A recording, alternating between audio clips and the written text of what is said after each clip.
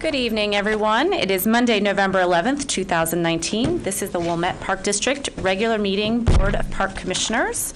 I'd like to ask anyone that's come in, if you could just make sure you sign in on the desk, that would be great. And before we begin the meeting this evening, I would like to thank all of our veterans that might be watching and anyone in the crowd for all their service, as today is Veterans Day. So we thank you for keeping an eye out for us and all the hard work you do. So thank you for your service.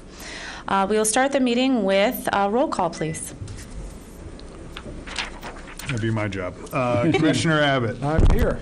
Commissioner Murdoch. Here. Commissioner Schisler. Here. Commissioner Clark. Here. Commissioner Goebel. Here. Commissioner Anderson. Here. Commissioner Wolf. Here. You have a quorum. Thank you very much. Next on our agenda is the approval of minutes.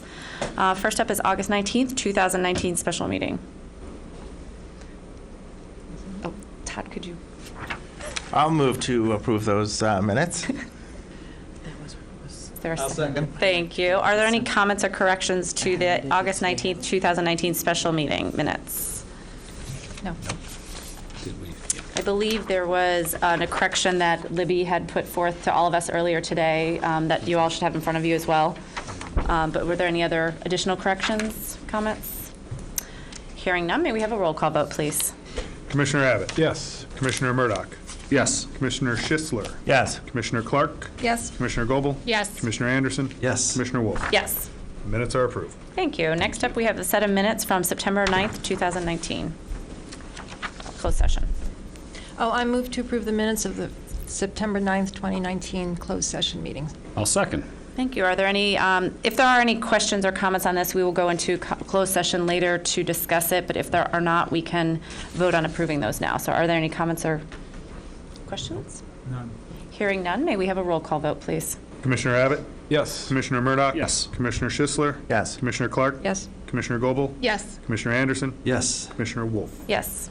Minutes are approved. Thank you. Next up, October 15th, 2019, regular meeting. I would like to move to approve the minutes of the October 15th, 2019 regular meeting. I'll second. Thank you. Are there any questions or comments on the October 15th regular meeting minutes? Hearing none, may we have a roll call vote, please?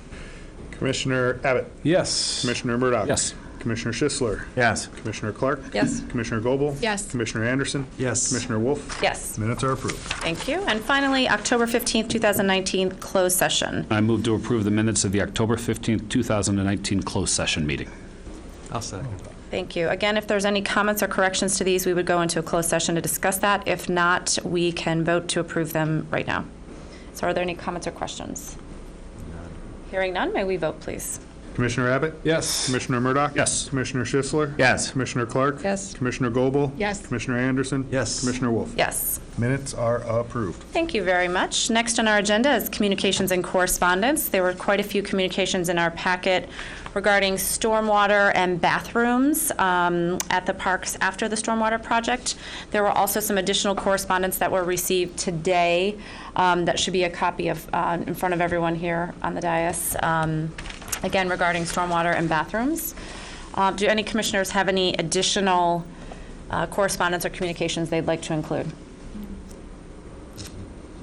Nope. Okay. I believe that some of those issues were discussed earlier at the Parks and Rec meeting, and I'm sure they'll be They will come up again this evening in this group, absolutely. Okay, great. Thank you.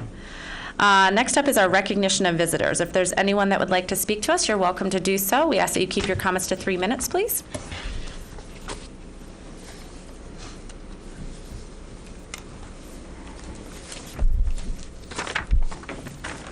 Hello, my name is Kathleen Sullivan. I live at 1225 Colgate Street, and I just came out of the Parks and Recreation Committee meeting, and as usual, we represent the Colgate Street Neighborhood Association. We wanted to speak about the vote we just witnessed to approve permanent restrooms in Thornwood Park in the future during the construction project of 2022. I actually don't have anything prepared because I didn't really see the vote going this way.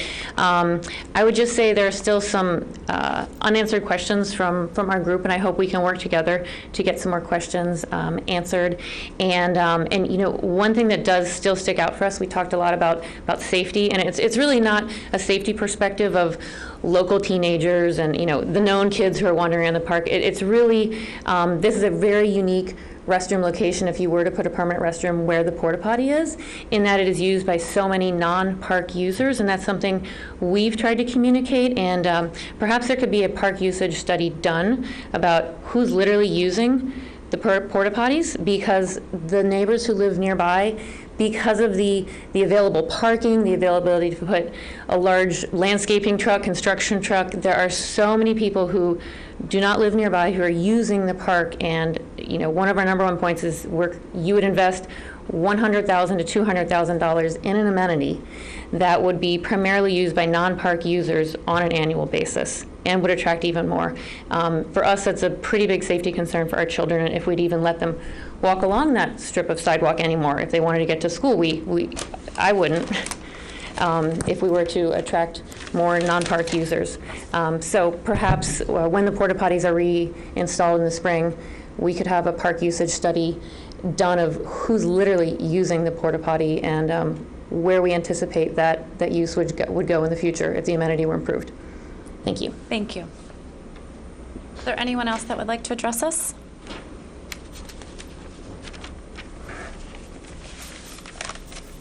Hi, I'm Alexandra Eidenberg. We went to a prior committee meeting to talk about Ramona's park needs, and I've been having the pleasure of working with several of you, including Steve. And so, Steve, thank you for your time. So where we're at right now, and I'm not going to rehash everything, but ultimately we're working with a 25-year-old playground, and it's nearly impossible to raise the funds in the necessary years in order to get this playground done, where the parents donating right now will have their children experience that playground. We're working side by side with the school board right now, and my communication with Steve is that right now at this time, after reviewing what was possible, and our big ask of you guys was to do an in-kind on the installation, Steve has confirmed that you guys do not have on staff folks that are certified to do installs, and so that was our big hope, and we understand that doesn't exist. And so now what our understanding is that you guys would be able to help with hardscape and landscape, and that's something that you do for the school parks already, and so that's my understanding is something that you guys are already doing. In the particular quote that we included in the materials that we provided to you, one of the, in there we had the quote for the park. There wasn't, to our understanding, anything about hardscaping or landscaping. The only hardscaping, and excuse me, this is not my industry, so hardscaping and landscaping are not my forte. So I understand hardscaping to be like rock and sidewalk, and landscaping to be, plants and mulch, and excuse me if I have that incorrect. There is a component that we think could be valuable in the hardscaping, and that is we are working on selling bricks, and you might have noticed in the proposal of our sponsorship materials that we're selling bricks to the businesses and to the schools, and those bricks will need to be assembled into a sidewalk. And so, Steve, I know that we had this conversation earlier, if that is included in hardscaping, that would mean a lot to us, and then our cost of selling those sponsorships, the value of what we're earning would actually be much greater, and that would be huge for us. Right now, we've had several quotes on installing those bricks between $3,000 and $5,000, and so if that's the kind of thing that can be in-kinded, I realize it's not a huge amount, but right now every dollar counts, and we would love to have that support from everyone. And I don't know if you guys have bricks ready that we could possibly use as well, but more so it's that installation piece on the hardscaping, and if that counts, we would love that. And it would allow for us to have increased sponsorship sales. And so I don't know what the follow-up looks like on getting confirmations and so forth, but that hardscaping would be awesome, and we would love your support on that. Thank you. I think probably the best person to follow up with is Steve. As your plan progresses, and as we spoke about on the phone, in ways that we can help, we're going to want to help. We also tend to not do some of that finer install. When we talked hardscape, I was thinking more a strip of concrete. Our staff has done that, but if need be, if we have the skill set and that's what your plan calls for and we can help out and we have the capacity to do it, we're definitely going to look at it at the time that you get to the project, at the time that you have the details sorted out. Okay, and so as we're trying to get to the numbers of executing this project, and it does cost $150,000 in order to move forward, we need to be able to at some point signal the parents at our school that we're a full go. And so if this is the kind of thing that's included, would there be a bit ability to get approval on that kind of hardscaping? Because that changes the value of the money I'm earning when I'm selling sponsorships that include those bricks. Right now, there's a cost of engraving those as well as buying the bricks and installing them. And if I can have a higher percentage earned off of that, it would be amazing to know that on the front end versus making the assumption that we have it and then getting to the back end and being like, oh, wait, we need to raise more money. What does it look like to get, I mean, I don't need like something in writing, but like a soft thumbs up on that kind of thing? Just keep talking to me. Just talk to We'll Steve. work Steve's out the man. details. We're talking Okay. small dollars, like you said, so we can work it out. Okay, thank you for your time. Thank you. Is there anyone else that would like to address us? Okay, we will move along to approval of the voucher list. All right. I move to approve the voucher list in the amount of $1,678,670.74, a copy of which is to be attached to and become a permanent part of the minutes of this meeting. And I will second. Thank you. Are there any questions or comments on the voucher list? I had none. I had one. Under, it says fence for parks, pro rent-a-fence for $2,100. It's on page 3 of 12. Sorry. Construction fencing? Okay, great, thanks. I didn't know if that was like 4th of July or. No, it's something we've needed for a while, and we finally have it. Okay, great, perfect. Okay, thanks. And I just have a quick question. Sure. On page 6 of 12, right about in the middle, they have 1848 Forest Avenue water bill. And I saw a few other areas with that farther down that said water bills, but this was kind of high, a bit higher than the others. What is that for? I mean, water bill? On page 6 of 12, right about middle of it, maybe a little bit over the middle, it says 1848 Forest Avenue water bill. $239.92. Do you have landscaping or something That- needed I used to- water? And I said, and further on, I think there's some other locations that say water bills, but that they are smaller, but this one was kind of, My pages are different than, Oh. So it's paid for on the P card. It says 1848 Forest Avenue. Is that the park there? The park. I mean, yeah, there's a little park there. That's the but- park. Park, correct. Yeah. And a $239 No, water water sewer bill. bill for a third of the year? Is that Yeah. about right? I Right. mean, yeah. what water is, I mean, I didn't think. Drinking fountain. Drinking fountain plus Oh, the there is a sewer drinking charges for fountain. The the, Okay. sewer charges are the Okay, big. I didn't, okay. that's the majority of it, is Okay. sewer charges. Yeah, but you wouldn't think, to her point, yeah, that's it's kind awful of high high for for- that limited amount of usage there. Usage. Is there any Did chance, you of- have put landscaping in that might have needed water or something? could there be a leak? The village changed their billing system, and so a lot of things got pushed back, and it might have been a double bill that we didn't pay from the 3 months before. That's why I didn't understand the address. That's not how the old bills came in. So it's like, Yeah. they've had problems with it for the 3 months and pushing it back on that. Okay, because the other areas are much smaller, and that would make kind of, so I guess, I don't know, that's the only thing, maybe double check that. We'll take make a sure look at there's that not- one. Yeah. Yeah, we that's not can, like- we'll just. Confirm Jerry's suspicion. Sometimes we have problems getting the bills, because they used to do a direct bill, and now they're sending invoices, but they direct bill, and a couple times they've double charged, and they've given us credit and then taken it back, so. We're not paying more than we're supposed to, so, Thank you. okay. And I had a question about, we paid Wilmette Baseball $45,855. Is that correct? And how does that compare to prior years?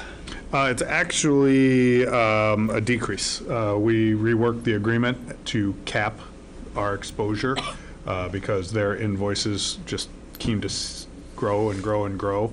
So we had a bigger bill in the past, but we worked in a maximum ceiling last year and this year. Great. Wanted to note that Parks and Rec will probably be looking at some of those relationships over the course of the next 6 months or so. I mean, obviously, with respect to Wilmette Baseball, they're going to have some pretty significant displacement as we move forward with a stormwater management plan. So, great. Thank you. Thanks. Any other questions? May we have a roll call vote, please? Commissioner Abbott? Yes. Commissioner Murdoch? Yes. Commissioner Schisler. Yes. Commissioner Clark. Yes. Commissioner Goble. Yes. Commissioner Anderson. Yes. Commissioner Wolf. Yes. Voucher list is approved. Thank you. Next up on our agenda is the Executive Director's Report. So since we last met, we had one of our larger community events on October 19th, 2019. We had the Halloween Happening event over at the Community Recreation Center. We were blessed with ideal weather for the day, and took place on a Saturday. We had people enrolled ahead of time, as well as sales at the door, in excess of 670 people. That compared to last year, where we were around 500. So we saw a definite uptick. The weather definitely has an impact on the event. When we say we had 673 kids enrolled, that's just the kids. Many of them come with parents, one or two parents, even grandparents, aunts, uncles. So we had well over 1,300 people in the facility. Since the event's held on a Saturday, spread across both levels of the facility, as well as spilling out outside. It was very comfortable. There were no issues, no accidents, and everyone had a great time. For more details, see Superintendent Gwyn's report. So at this time of the year, from a staff perspective, we're focused on the budget process. To date, all the committees have reviewed their portion of the overall budget, leaving kind of the wrapping it all up and looking at it from a higher level across the entire district. To that end, we will be having our Committee of the Whole meeting on Wednesday evening down at the Lakeview Center to review the capital project plan, not just for next year, but for the year subsequent, so we can do some long-range planning. And then starting on December 4th, we'll be doing another Committee of the Whole meeting to review the full budget, compiled the manual, staff presentation, and that sets the groundwork for the approval of the budget and appropriations ordinance that will take place at the January 2020 board meeting. In and amongst all that, we do have the tax levy that needs to be approved and filed tonight. You have the Truth in Taxation Resolution is a formality to convey to the public your intent as far as the upcoming tax levy is concerned. The Financial Planning and Policy Committee reviewed it. They'll speak more in detail about that topic, but this is a mandatory process to have it on display for 20 days prior to the passage of the levy, which will happen at our December board meeting, so it can be filed by the end of 2019 and be in compliance with the county's rules and regulations. And that is my report. Thank you. Are there any questions for our Executive Director? I'm just going to make a comment. I wasn't able to go to Halloween Happening this year. I've gone a number of years, and we have the best. We have the best staff, and they make this event happen. And there's no way you can manage or demand the kind of spirit that they throw into that event. And so the fact that it continues to grow, I know somewhat weather dependent, but it's a great, great time. And, I just want to encourage people in the years to come is come on out. Your kids will have a great time. So Thank you. Thanks again. And I guess I just have one question that probably should have gone back to the voucher report. At some point, will we have a final report on the lakefront construction cost? Yes. I saw that there were still a couple of more Yes. payments going through. Jerry's been working with our construction management company to try and wrap everything up in November. We Great. want to have everything, final payouts done in November. Thank you. Wonderful. So does that mean that what's on this voucher list is last, or the next voucher list? will be Probably the next last? voucher list. Okay, so Yeah. December. Mhm. Okay. Any other questions? Thank you very much. We'll move along to committee reports. First up is the Lakefront Committee. Oh, lakefront. Wow, it's a quiet month on the lakefront. I got to turn this whole thing on because where all my notes are. Bear with me. So, by and large, all the seasonal facilities down at the lakefront have been buttoned up. We're talking about the lakefront and the sailing and the Wallace Bowl. It was quite a successful year. So we spent a good part of our time. It really wasn't a consultant update. We look to have the interviews, the dates nailed down fairly soon, and we'll hear more from staff about that shortly. But so we spent most of our time on the budget, and there actually were a couple of long discussions about two particular issues. One had to do with the upcoming project, and this is the project we've been anticipating with the master plan, roads, sewers, sidewalks, and landscaping, and the other had to do with bathrooms at the sailing beach. And I don't expect, though I welcome comment back from what I have to say from the board, because I always want to get your input as to what we're trying to accomplish. The discussions, you can think on this, because it's going to come back up again in a couple of days at the Committee of the Whole capital budget meeting on Wednesday night. But I do want to let you know, so I'm kind of giving you a preface. There was considerable discussion about the project, the main project, the road, sewer, sidewalk, landscaping project, in terms of schedule. Could this possibly be a fall of 2020 schedule start? And the answer is it could, but it kind of depends upon the board's priorities here. In order to be able to put together large community input, really consider various options, and put together a design, it would seem that it's really not, we would not be able to start in the fall. We'd have to get out the bid by June, and that is really compressing a review of various options we don't even know about yet. But there would be a way to do it, and that is basically take the Smith drawings that we did with regard to the referendum, and limit the scope of this project, and say, okay, it's really about the roads, the sewers, and let's talk about the sidewalks, and let's not get too deep into the landscaping. And yes, you could probably make I'm saying you could probably make a fall of 2020 start on that. Again, I'm not necessarily, you can comment on this if anybody has any opinions, or you can think about it, but I expect that this question will be discussed again at the Committee of the Whole meeting. What we did do, tangible thing, is that we had $2 million in the capital budget for this project. It has been increased to $3 million, of which I think $1 million was this coming year, and the $2 million the following year. Again, this will all come up again in the meeting, but these are kind of big changes, and I want to let you know, because we're going to have our hands full trying to get our hands around the capital budget on Wednesday. The other thing is bathrooms, and there's been a bit of a possibility of another option there, and the staff has come to us with the possibility of prefabricated bathroom unit down at the lakefront, and they're going to be doing more research on that.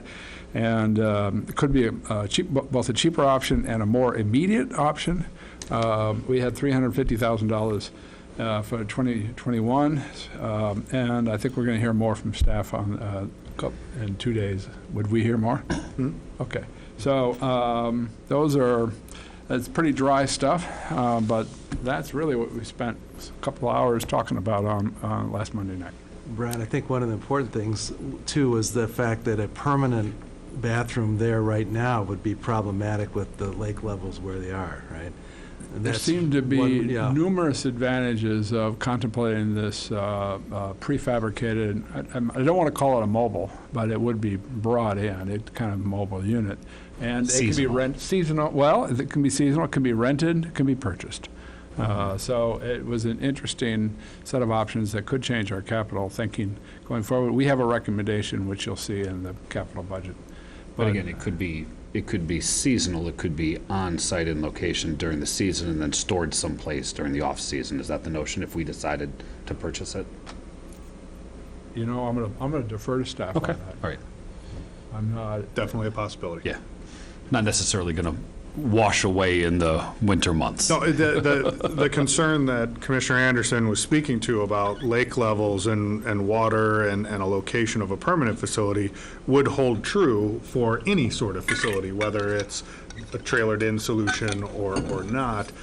What we've experienced thus far is in season, the weather didn't put water up to a concerning level on the sailing beach, but that could easily happen depending on a particular weather event. What we've seen subsequent to the end of the year, including today, are waves that are coming up high enough and basically flooding pretty much the whole of the sailing beach. And so that's an elevated lake level with winds in the winter season. So I think strong consideration should be given to moving in and out. If it's a rental unit, obviously it goes away in the off-season.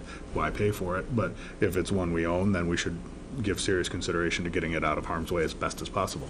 Got it. Thank you. I thought it was a very interesting option. Instead of do we or don't we, it's maybe we kind of do. Maybe it's the best of both worlds, and I look forward again, staff bringing us more information on this.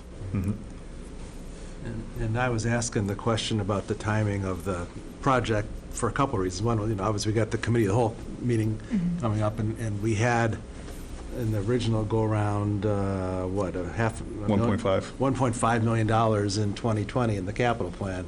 But if it's not possible to start the project, and just given how things were moving along, it sure looked like it wasn't going to make that date, the way we were moving. So then that would change a lot of what would go into the capital budget that we're going to see on Wednesday. So that, I was pushing there. And secondly, I've sort of been an advocate of, let's get at Gilson Park sooner rather than later, because it's been deferred for several years at this point, and the infrastructure there is rapidly and has been deteriorating, and it's, it needs work. So I was hoping we'd get it this year coming up, not 2021. I'm sort of sensing there's not a whole lot of support for doing a fast track on this, and if there's not, then we shouldn't try. But anyway, that's, I think, one of the reasons Brian was talking about it. What's sort of the feeling of the rest of the board on should we try or not try, and if it means we got to have double meetings in certain months, and we got to maybe have less community input than we would like to have, or condense it. Is it worth it? Is it not worth it? I think we'd have to focus strongly on what it is we're trying to do down there, and be probably less open-minded to a consideration of alternative options maybe that we haven't even thought of. Now, that would be the cost that would have to be paid, but this board could accomplish the start of this within the tenure of all these 7 people here. So, I mean, there is that, and the roads are in need of the work. I really haven't strongly made up my mind one way or another. I think it would be difficult to pull it off, but if we focused and stuck to that, then that is the only way it could happen. We have to strongly focus on making roads the primary, and basically take an almost shovel-ready project and kind of move on that, which is that Smith Group design. There's nothing wrong with their design with regard to just replacing the roads in place. It's kind of shovel-ready. But, it does curtail a lot of the careful consideration. I have a question. Given that the lake levels are higher than traditionally, and we don't know if or when they'll go down, does that impact this project? I mean, is it better to wait and see what another season would look like before we contemplate trying to work on the roads and sewers? Does that impact it at all? I would say, and I hate that, I'm just going to answer for me. Okay. Nobody has that good of a crystal ball. Right. But the water's coming up, and it's not going down. Right. So it has confounded all of our hopes and dreams that it would. And so, yes, more time. Well, Mother Nature will make a fool out of you.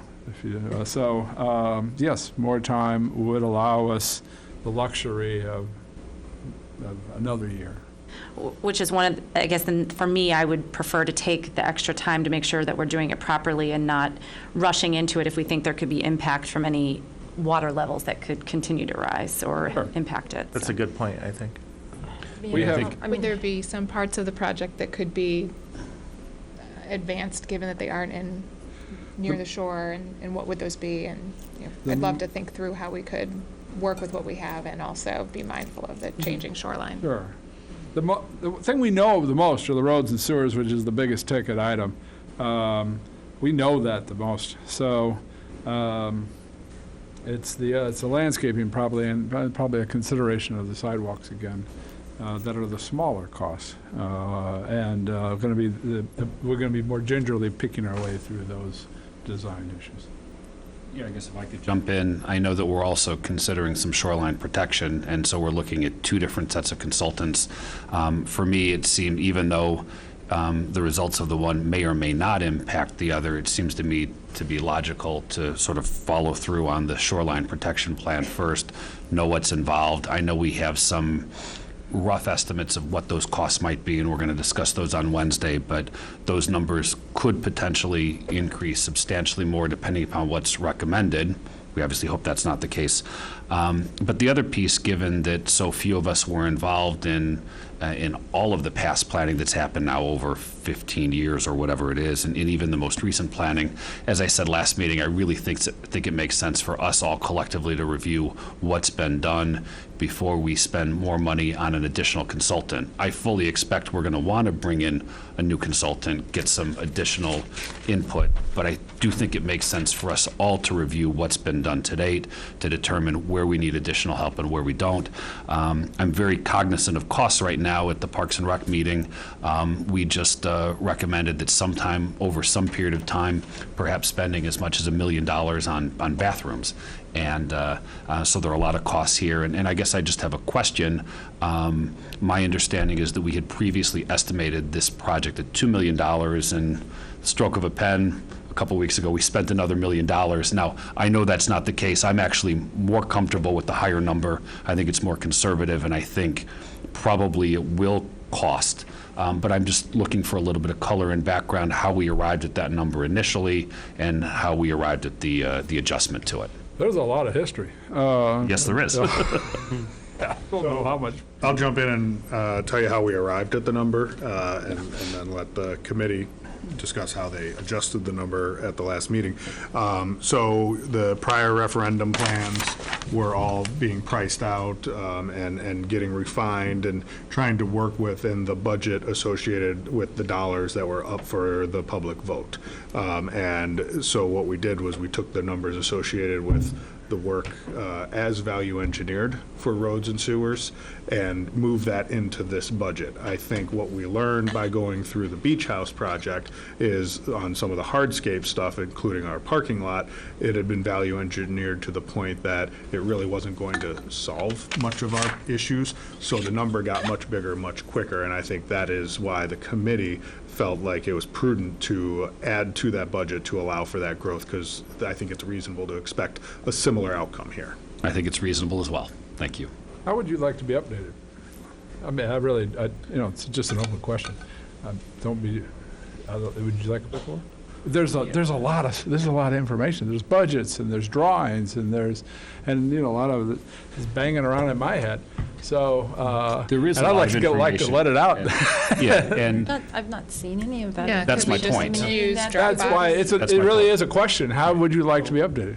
I like I've Dropbox. made a note to get everything, and Dropbox is the only way to share files this size, so that you'll all be receiving it Or shortly. Google Drive. And then from there, I think we can discuss what we want to discuss or look at. But if we all at least see what we have and then decide where we go, I think that's a good first step. I have a set of drawings at my house. Any other questions for the Lakefront Committee? I want to thank Mike because, yes, we did also put $100,000 in the capital, and I don't want to surprise you Wednesday night, for erosion. There's not much intelligence behind that number. As I said, 0 is a hard number to work with, and so we wanted to put something in. So we just took a round number. I think that's the way it showed up. There was talk about, okay, there's going to be a round number in there for something. But we don't really know what that's for, except it might help address some minimal lakefront erosion needs.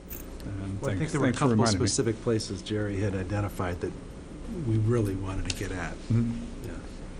And the committee asked that we split the money between Langdon and Gilson, which is what we did in the plans that you have for review on Wednesday night. Okay, so it'll be 2 numbers. All right, thank you. Any other questions for the Lakefront Committee? Thank you very much. We'll move along to Parks and Rec. Parks and Rec met earlier this evening. We normally meet at 6:30 p.m. We actually met at 6 p.m. Because we had a very full agenda, and I think we went over a little bit, which is why our meeting this evening started later, and so I apologize about that. We did not have time for the manager's report, so we'll pick those up next month, but I do want to highlight that one of the projects that was completed was an upgrade to the lights at the paddle hut. And my understanding, Jerry, you can correct me if I'm wrong, but we were able to obtain a grant for 80% of the cost. So if that's the case, that's phenomenal. Right. Thank you. We did have a number of folks speak at the meeting. We had a fair amount of correspondence. Covered a number of topics. We started with a conversation about dog parks, and several people came and noted that the dog park at the lakefront is not usable on certain days, given the lake levels, as we've been talking about here earlier. And the dog park in West Wilmette is not fenced at this point, although that's still in process. And so some folks had asked if we would consider additional dog parks elsewhere more in the center of the village. And we asked the staff to take a look at that and come back at a future meeting with some recommendations. We did briefly discuss the Ramona School playground and deferred to staff. We discussed alcohol guidelines for park permits. We did not recommend financial planning and policy consider changing any of the policies, but we did note that there's a certain amount of leeway and latitude in terms of how those policies are implemented, and there seems to be an openness to perhaps a more lenient interpretation of some of those within the committee, and so we asked the staff again to go through how the staff's communicating on some of those policies, get us some more information, and again, that's something that we would then take back to the full board to discuss further. And then we spent a tremendous amount of time talking about permanent bathrooms at various parks, and we started this discussion partially because, a couple of months ago, partially because we do have several parks that are going to be under construction, and when they're under construction, it might be a logical time to do some of that work. But that being said, the stormwater management plan isn't the reason why we would or would not put bathrooms in any particular park. So we asked the staff to review all of our parks, to review how they're used and how they're programmed, and to then make recommendations to us about a guideline for installation of bathrooms. And then we actually went through each individual park and discussed the pros and cons. And so I want to give a detailed summary here, and then I'd like to encourage the other 4 commissioners that weren't involved in that discussion to weigh in however you see appropriate. So again, we did not recommend a policy about where we would install permanent bathrooms. We just asked the staff to give us a guideline, and then we kind of took that guideline, if you will. And in general, the guideline is we have a preference toward installing permanent bathrooms in community parks, but not in neighborhood parks and not in micro or mini parks. That being said, staff did recognize that these definitions are not absolute, and some parks could be considered to fit most of the characteristics of one or more of these categories.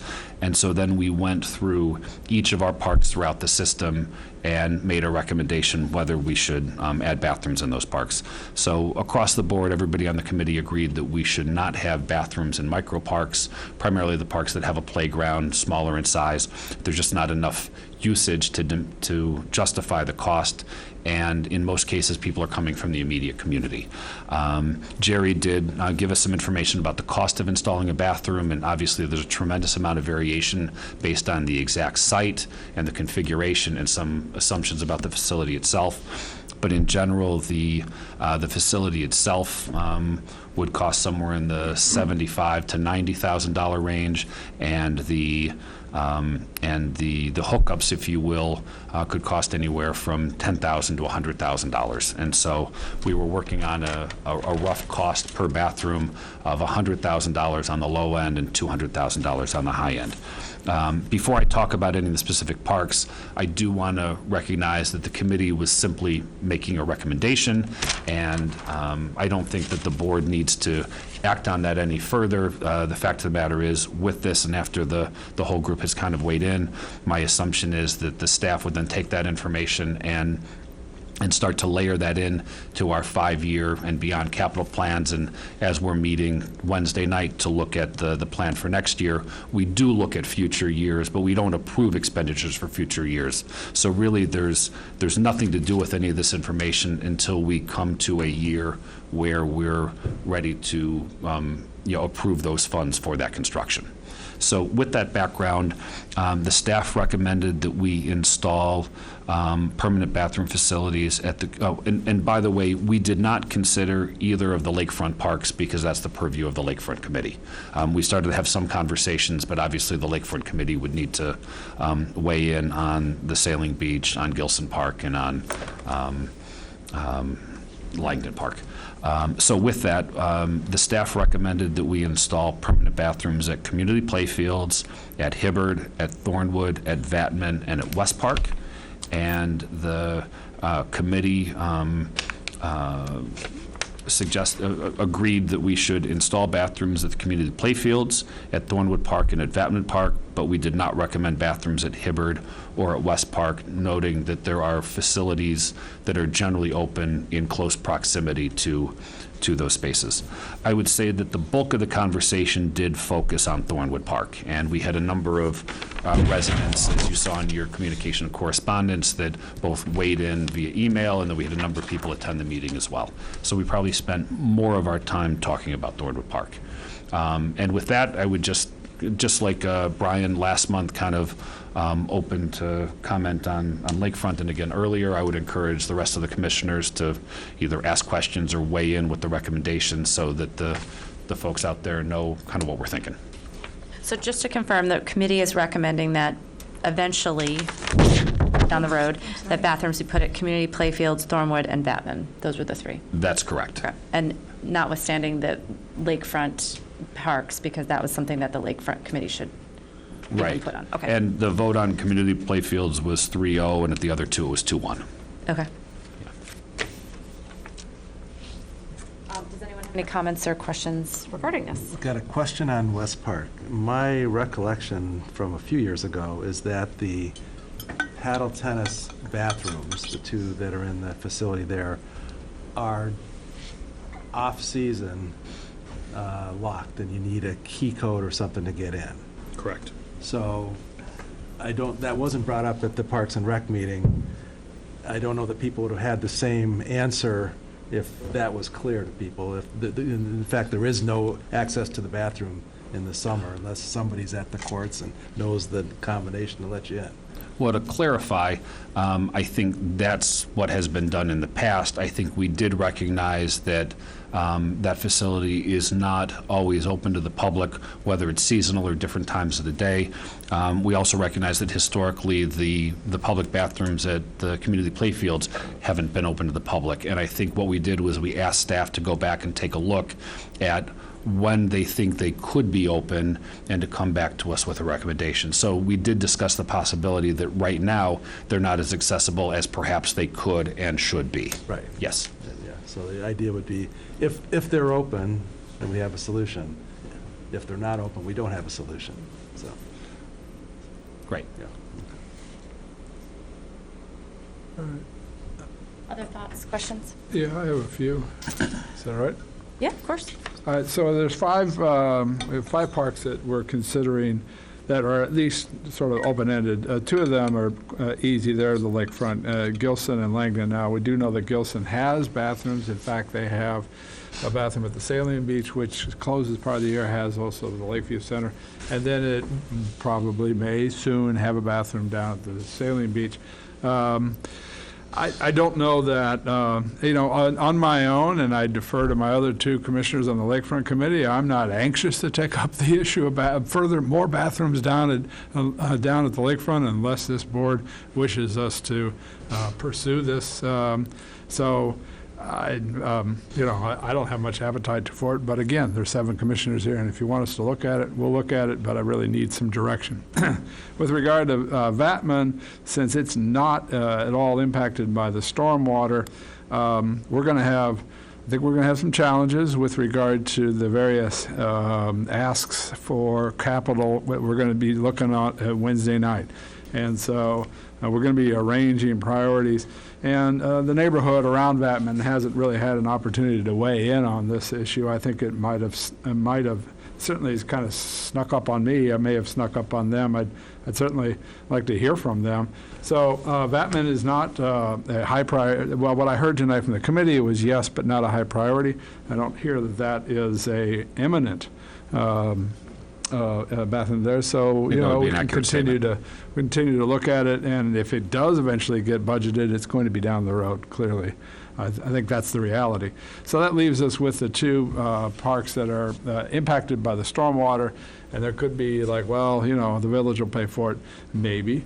I'm not going to belabor this. I think everybody understands. I've been listening strongly to the neighborhoods in this. My sense is that neighborhoods are not crazy about the idea of bathrooms in either one of these locations.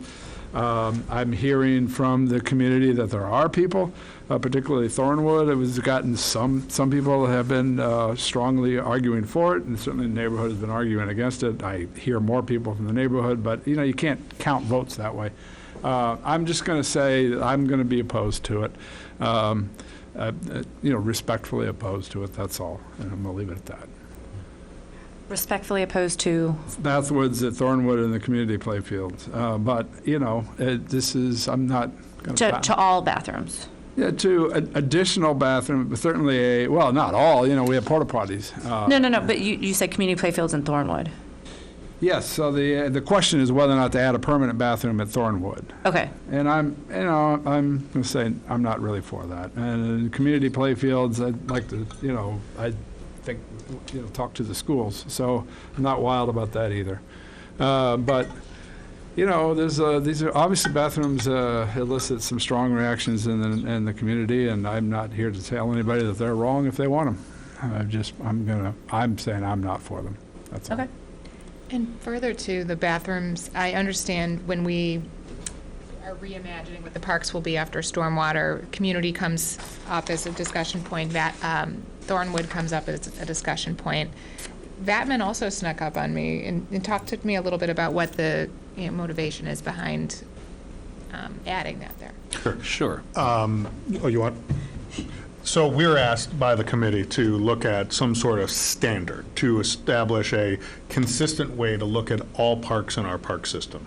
So we went to this definition of community parks, neighborhood parks, and micro parks. Community parks are basically this concept of consolidated activities, whether social, civic, athletic, and then neighborhood parks are more an extension of activities that might happen in one's yards, an informal recreation, not planned and formalized recreation. So when we apply that, parks kind of snuck up on me as well, to be honest with you, Vatman being one of them, because we do have organized athletic activities there by way of our Coach Abe soccer program, as well as soccer practices for some of our soccer teams.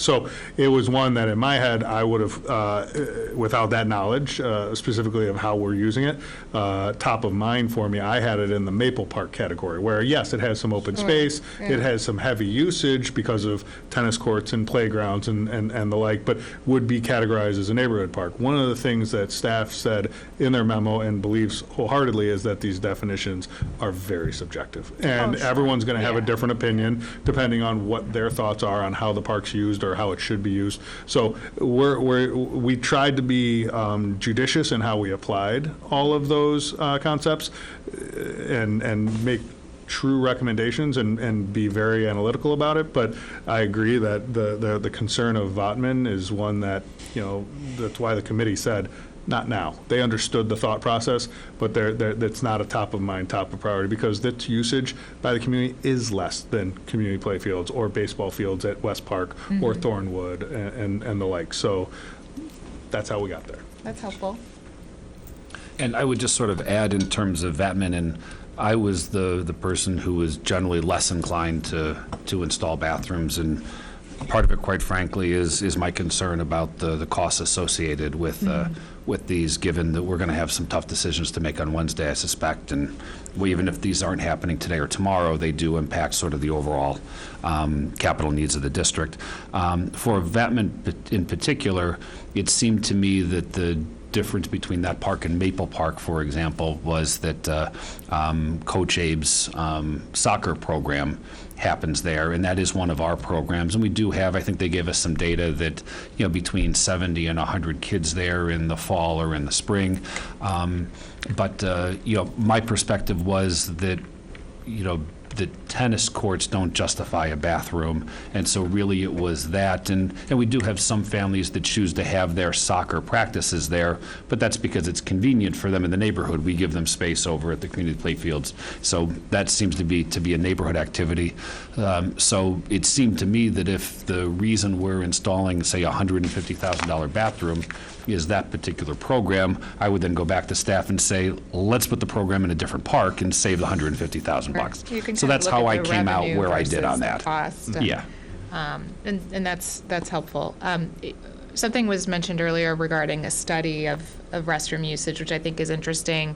That said, though, wouldn't we know from our vendor services how frequently those restrooms need to be maintained? We would know from the porta potty firm how often they have to switch it out and what usage might be relative to others. Jerry, could you come up to the microphone so the folks at home can hear you? Don't we determine and request that schedule? They service it on the schedule, and then the only time we really adjust that schedule is if our schedule doesn't keep up with the actual usage. So we've had Correct, that yeah, at some of it's- our. It's either 2 to 3 times a day.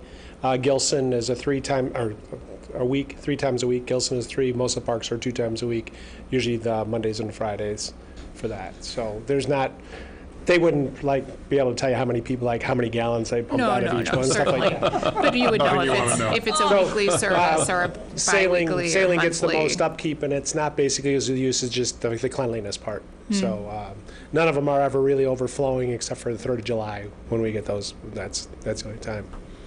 So usage, plenty of data. amount of people would be a little hard to That's monitor. perfectly adequate. Me and I were just talking about, we just have them sign a little sheet when they walk in TMI, or yeah. something, but yeah. Yeah, there's nothing like yeah. that. Okay, thanks. And I would say, too, that even looking at the porta potty usage, I know, my kids will never go in a porta potty. You know what I mean? You might think that looking at how many people actually use it would be an accurate count of how many people would use a bathroom, but I don't know that that's apples to apples because for whatever reason, whether it's accessibility or just, fear of porta potties like my kids, then they might not go in there. So I don't know how valuable a study would be to accurately predict how often a bathroom would be used. So, any other comments regarding the bathrooms at Community, Thornwood, Batman, Gilson, Langdon, Salem Beach? I have a question. Yes. Well, given that staff has introduced this concept of prefabricated, perhaps even mobile, but nicer bathrooms, does that influence any of the thinking on these parks as a third way? That's a great question. It's definitely an option. What are these mobile bathrooms? Are they this is the first time I've heard of them tonight, so I'm confused as to what's being considered. They're often trailers, so it's a bigger Or to space. special Yeah. events. Yeah, so Space. it feels more like a bathroom once Right. you're in the space. How does that But work, though, with the ADA stuff and? They have 88 units. They do? Some are Aren't they raised usually that are, raised? some I are know, like raised a- and are yeah. not ADA Yeah, accessible, yeah. and then some are. So it depends on the specific unit. Okay. I sent a study to Mike, Denver Parks did, and some of their bathrooms, they were considering it, they put some of these mobile units in as to gauge whether or not, how well was this going to work? And then they had a little bit of data, they had a year's worth of data to then make a determination of whether or not they wanted to build them or not. So it is, yeah, you're kind of maybe a little half pregnant with this. It's a bad analogy, but, I'm sure I could have come up with a better metaphor. But yeah, it's a way of maybe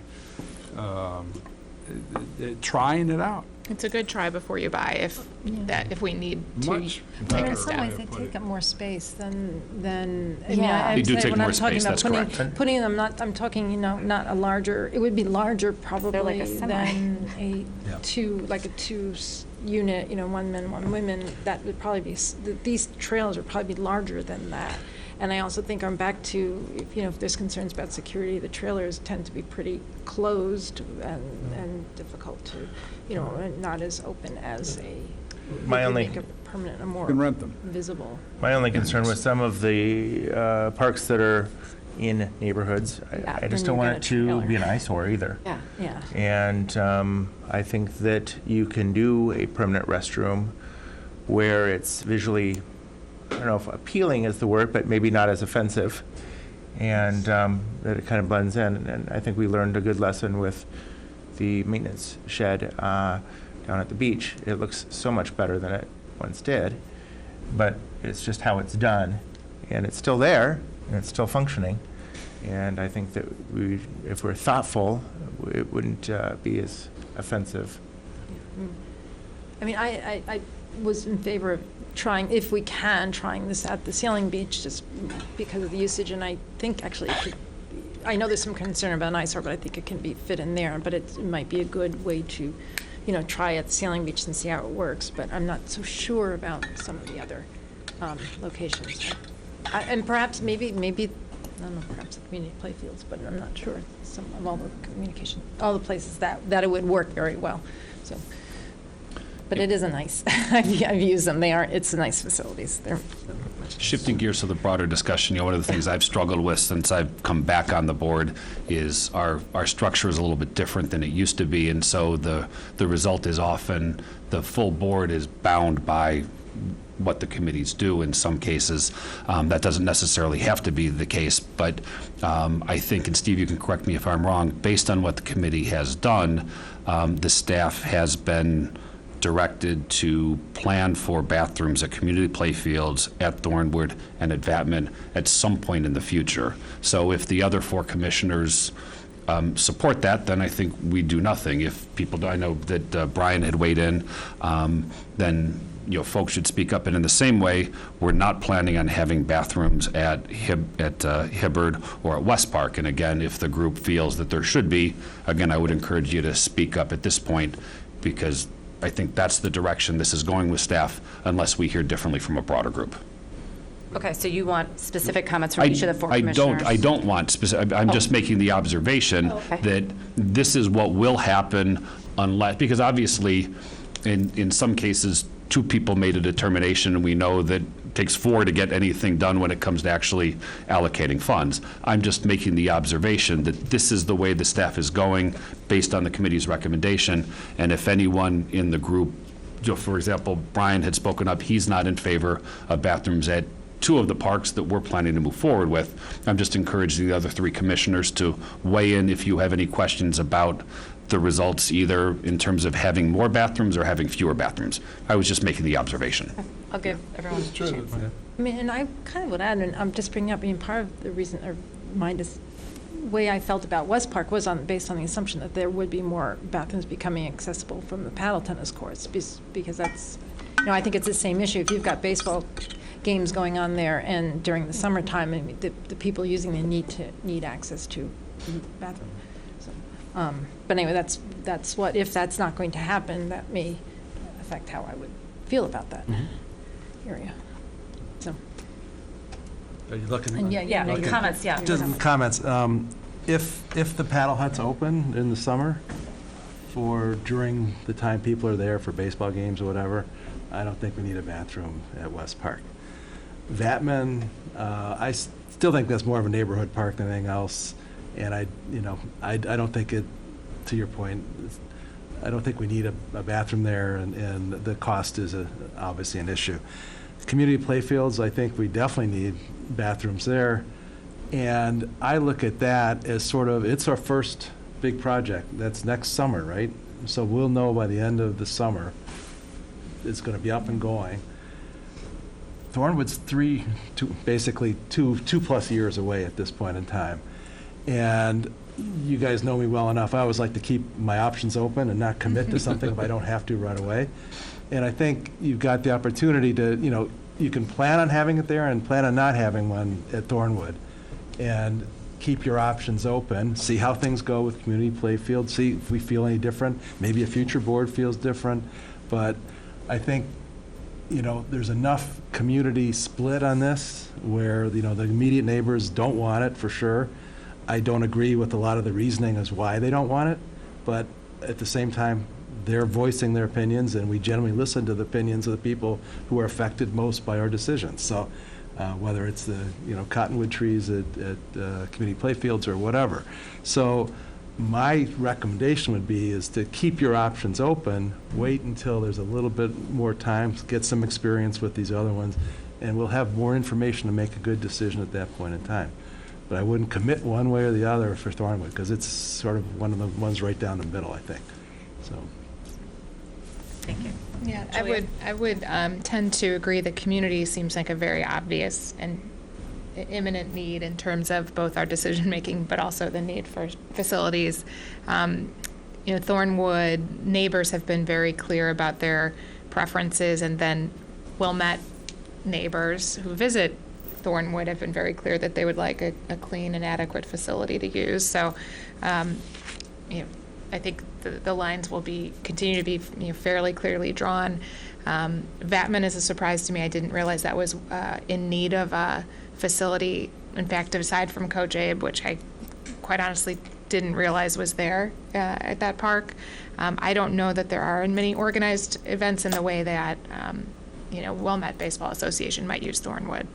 In any case, it's too soon to decide on those two particular bathrooms. One, given Thornwood is the third step in the stormwater process, and two, because I don't think anyone who lives near Vatman or walks by Vatman would have an inkling that this was a pressing need for the park district. But I'm in favor of proceeding with the community as part of our plans. Okay, and I'll just give my opinion.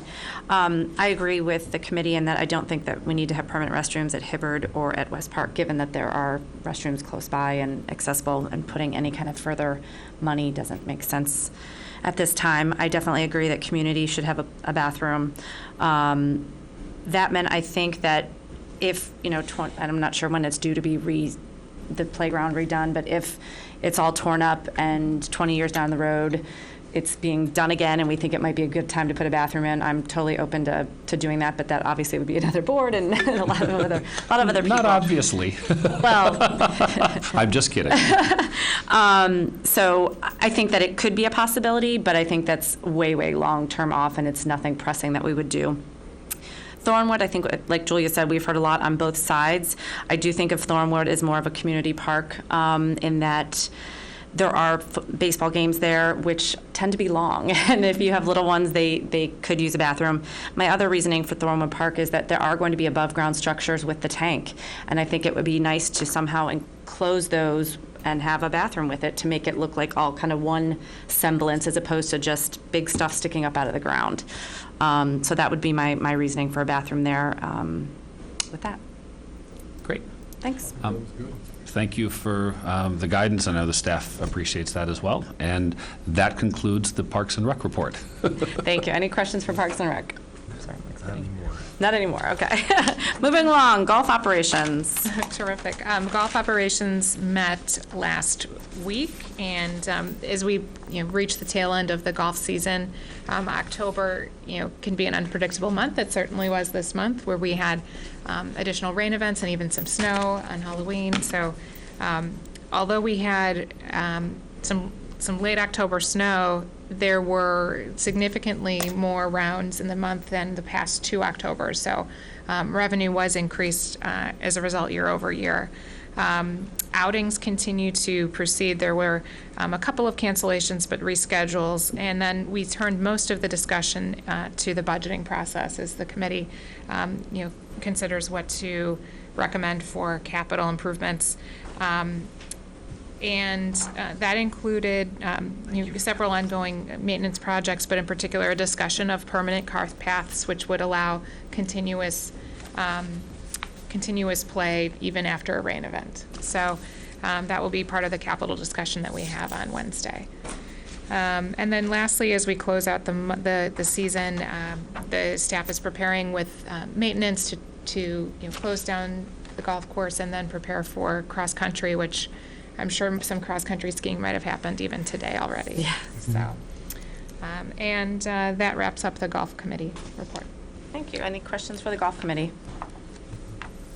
Thank you very much. Move along to Financial Planning and Policy Committee. Okay, the Financial Planning and Policy Committee met on Monday, October 21st. Key items on the agenda, not in order, but of how they happened, but it's sort of trying to build to the end here.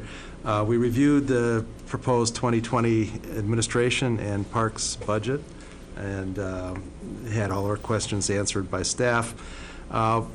if you remember from last month when we were talking about the ADA and going through the projects and looking at the fund balance and making sure that all the funds that need to get moved from the ADA fund or the special rec fund into the regular fund, make sure those are all accounted for.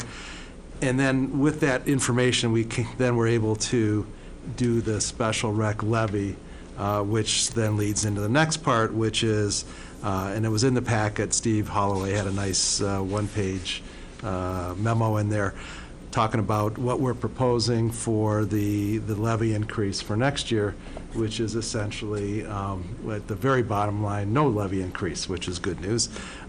We have a slight less than 1% increase for the typical levy and the special rec, and then because we have debt service going down starting next year, a small decrease, nets out to 0. And sort of by design and by happenstance, it just worked out nicely that way. So That's awesome. so that's what's in the packet, and then there'll be a resolution that we are going to recommend that the board approve today. Thank you. Any questions regarding the levy, the truth in taxation? Yeah, I guess a question and maybe a comment. So a couple of things. First of all, Gordon, that was a great summary, and I think it's important for people to hear that we're recommending an actual levy that is flat. I know in the truth in taxation notice, it's a slight increase, and you explained why that is. But anytime we're able to keep the levy constant, I think that's phenomenal, as long as we're doing it a fiscally responsible way, which I know we all believe we are. I guess I would just point out, and we'll get into this, I guess, later down the road, that unfortunately, even if we approve a levy of 0%, by the time the actual funds come in because of things that other agencies do, the dollar amount might be a little bit higher. I was actually looking back on when I'd been on the board previously, and my recollection was that 3 of the 4 years I voted to keep the levy flat, and 2 of those 3 years my colleagues agreed with me, but yet as when I looked back at the historical numbers, I saw that there was actually an increase, and perhaps it might be helpful if Steve can just give us a little bit of that background. But I think it is important to note that we all here are trying to maintain the levy flat this year, and I think that's phenomenal. Steve, yes. Into that one? All right, A little sure. bit, please, just so people understand. So what we do is we do a tax levy. Once that's turned over to the county, they do what's called a tax levy extension.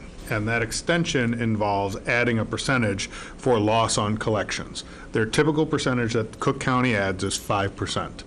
Our collection rate is better than many towns in Cook County. So years ago, decades ago, the Park Board passed a resolution directing the county to add only a 2% loss on collection. So ultimately, what we have to do here by way of the tax laws is compare our levy to the prior year's extension, not presume an extension and compare it to an extension. So that's why the percentages are one way, but when they come out on the tax bills and you look back historically, extension to extension to extension, they're a little different.